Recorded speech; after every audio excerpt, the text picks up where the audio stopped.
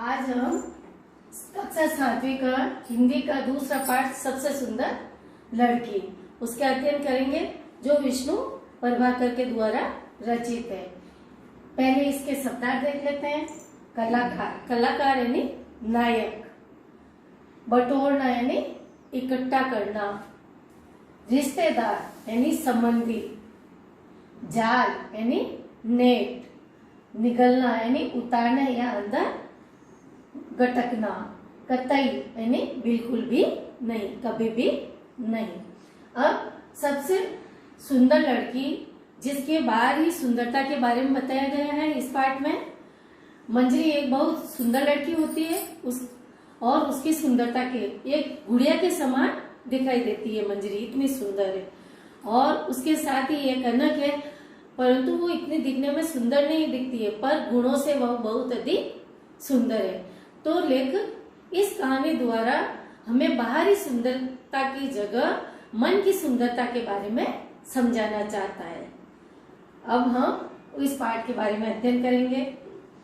समुद्र के किनारे एक गांव था, उसमें एक कलाकार रहता था। वह दिन भर समुद्र की लहरों से खेलता रहता, जाल डालता और सीपियां बटोरता।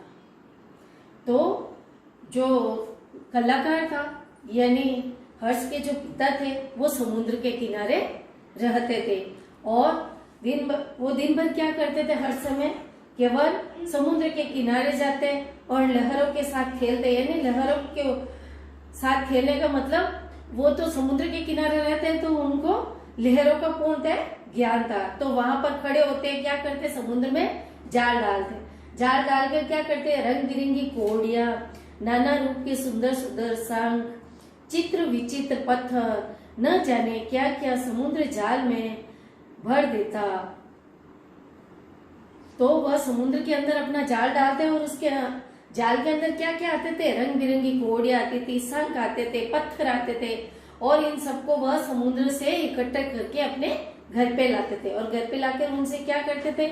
उनसे वह तरह तरह के खिलौने, तरह तरह की मालाएं तैयार करता और पास के बड़े नगर में बेच आता और इन सबको इकट्ठा करता, उनसे अलग अलग प्रकार के खिलौने बनाता, तरह तरह के मालाएं बनाता।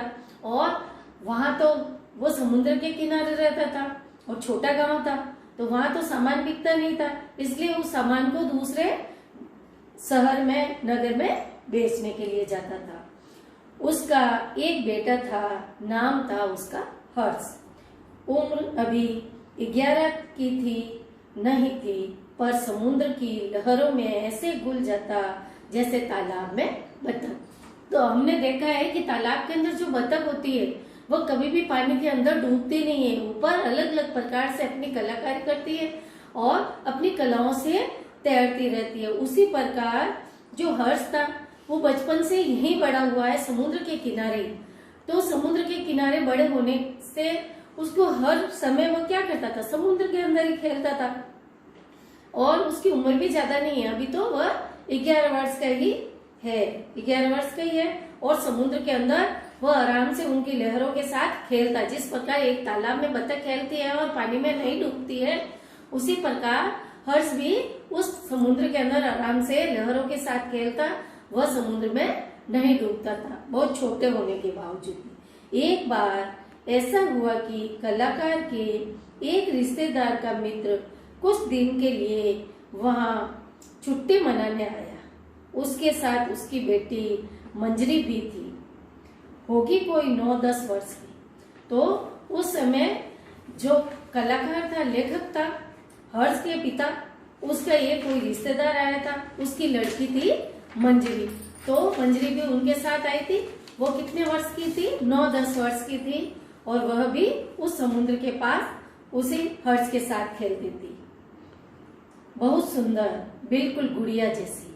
और दिखने में मंजरी कैसी थी? सेम गुड़िया के समान, बहुत ज्यादा सुंदर थी और ऐसे लगती थी जैसे वह एक गुड़िया है मोम की वैसे। हर्ष बड़े गर्व के साथ उसका हाथ पकड़कर उसे लहरों के पास ले जाता। एक दिन मंजरी ने चिल्लाकर कहा, तुम्हें डर नहीं लगता? तो हर्ष बड़े गर्व के साथ क्योंकि हर्ष तो समुद्र के किनारे ही रहा है, तो उसे पूर्णतः ज्ञान है समुद्र में किस तरह लहरों के साथ खेलना है। तो वह उनके साथ खेल रहा था। तो मंजरी ने पूछा, क्या तुम्हें इन लहरों से डर नहीं लगता? और वो जोर से चिल्लाई क्योंकि बहुत बड़ी लहर उसकी तरफ आ रही थी इसलिए। तो हर्ष ने जवाब दिया, नहीं, क्यों लगेगा, लहरें तो हमारे साथ खेलने आती है। तो हर्ष ने कहा, मुझे क्यों डर लगेगा, और तुम्हें पता है ये लहर किस लिए आ रही है? मेरे साथ खेलने के लिए आ रही है, क्योंकि मैं शुरू से इनके साथ ही खेलता रहा हूँ। और तभी एक बहुत बड़ी लहर दौड़ती हुई हर्ष की ओर आई, जैसे उसे निगल जाएगी। मंजरी चीख उठी, पर हर्ष तो उछलकर लहर पर सवार हो गया और किनारे पर आ गया। तो क्या हुआ, उस समय हर्ष बातें किससे कर रहा था? मंजरी से। और मंजरी से बातें करते करते एकदम बहुत बड़ी लहर हर्ष की तरफ दौड़ के आई। तो मंजरी को लगा कि अब तो हर्ष इस लहर में डूब जाएगा, परंतु हर्ष क्या किया, हर्ष ने लहर के ऊपर कूद पर छलांग लगाई और उस लहर के ऊपर ही सवार हो गया और किनारे पर आ गया। तब उसे मंजरी को तो लगा था कि यह समुद्र, अब यह हर्ष इसके अंदर डूब जाएगा और नहर उसे निगल लेगी, परंतु ऐसा नहीं हुआ क्योंकि हर्ष को तो पूरी लहरों का पूर्णतः ज्ञान था इसलिए। और मंजरी तो वही शहर में रही हुई है, उसे तो लहरों को साथ खेलना अच्छा तो लगता था, पर उसे लहरों के साथ खेलना नहीं आता था। वह थोड़ा बहुत तैरना जानती थी। मंजरी डरती थी, पर मन ही मन यह भी चाहती थी कि वह भी समुद्र की लहर पर तैर सके। उसे यह तब और भी जरूरी लगता था जब वह वहां की दूसरी लड़कियों को ऐसा करते देखती, विशेषकर कनक को। जब मंजरी ऐसे, तो मंजरी को बहुत ज्यादा डर लगता था। समुद्र की जो लहरें, बड़ी बड़ी लहरें उठती थी, उनसे मंजरी को डर लगता था, परंतु मंजरी की भी इच्छा होती थी कि मैं भी इस समुद्र की लहरों के साथ, जैसे हर्ष खेलता है वैसे मैं भी उनके साथ खेलूं। और दूसरी लड़कियां भी थी समुद्र के किनारे, दूसरे कलाकार भी रहते थे, उनके भी बच्चे थे, तो वह भी वहां खेलते थे, लड़कियां भी खेलती थी। तो उस समय मंजरी को भी लगता था कि सब लड़कियां इसमें खेलती है, मैं भी इनके साथ खेलूं। और पर उसे भय लगता था, डरती थी वो। देखती विशेषकर कनक का, जो हर्ष के हाथ में हाथ डालकर तूफानी लहरों पर दूर निकल जाती थी। और वहां पर एक कनक नाम की लड़की रहती थी। कहाँ पर? जहाँ पर हर्ष रहता था, उसी के घर के पास में। तो कनक बहुत, वो भी बचपन से उन्हीं लहरों के पास पली बड़ी हुई है, तो कनक को भी पूर्णतः समुद्र में आराम से तैरना आता था, लहरों के साथ खेलना भी आता था। तो जब कनक हर्ष के साथ हाथ से हाथ मिलाकर या हाथों में हाथ डालकर जब कनक हर्ष के साथ समुद्र की लहरों के साथ खेलते थे, तो मंजरी बहुत अधिक गुस्सा होती थी, बहुत अधिक उसको जलन होती थी। इसलिए जलन होती थी कि भाई हर्ष किसके साथ खेलने लगे है, कनक के साथ खेलने लगे और मेरे साथ नहीं खेल सकता।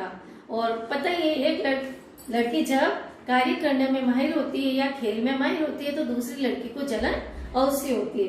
तो मंजरी को भी कनक को देखकर, कनक के खेलते हुए देखकर उसे जलन होती थी। वह बेचारी थी बड़ी गरीब। पिता एक दिन नाव लेकर गए तो लौटे ही नहीं। माँ मछलियां पकड़कर किसी तरह 2 बच्चों को पालती थी। तो कनक कैसी लड़की थी? बहुत अधिक गरीब थी और उसकी घर की स्थिति भी बहुत खराब थी। उसके पिता भी एक दिन कहाँ गए थे, नाव पर सवार होकर कुछ सामान बेचने के लिए समुद्र में गए थे, परंतु लौटकर वापस नहीं आए।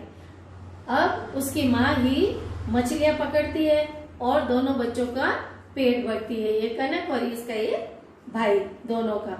और कनक क्या करती थी? कनक छोटे छोटे शंखों की मालाएं बनाकर बेचती। मंजरी को वह लड़की जरा भी नहीं भाती। हर्ष के साथ उसकी दोस्ती तो उसे कतई पसंद नहीं थी। यानी हर्ष के साथ इसकी दोस्ती थी किसकी, कनक की। वह मंजरी को पसंद नहीं थी, क्योंकि जब हर्ष और कनक दोनों खेलने लग जाते थे लहरों के साथ, तो मंजरी को बड़ी बड़ी लहरों के साथ खेलना नहीं आता था।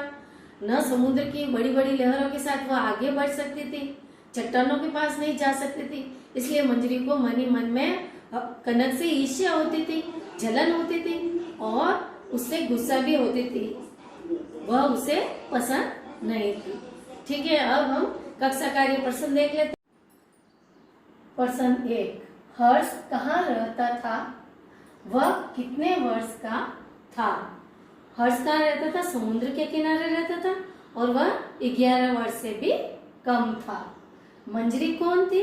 मंजरी जो हर्ष के घर रिश्तेदार थे, जो हर्ष के घर पर रहने के लिए आई हुई थी। हर्ष के पिता क्या काम करते थे? हर्ष के पिता समुद्र के किनारे क्या करते थे? जाल डालते थे समुद्र में, शंख बटोरते थे, मोती बटोरते थे और उनसे क्या बनाते थे? खिलौने और मालाएं बनाते थे और उन्हें बेचते थे। कनक के पिता कहाँ पर थे? कनक के पिता कहाँ गए हुए थे? गृह कार्य में कनक के पिता कहाँ गए हुए थे? नाव लेकर समुद्र में गए हुए थे और वापस नहीं लौटे। फिर हर्ष छोटा होने पर भी समुद्र की लहरों पर कैसे तैरता था?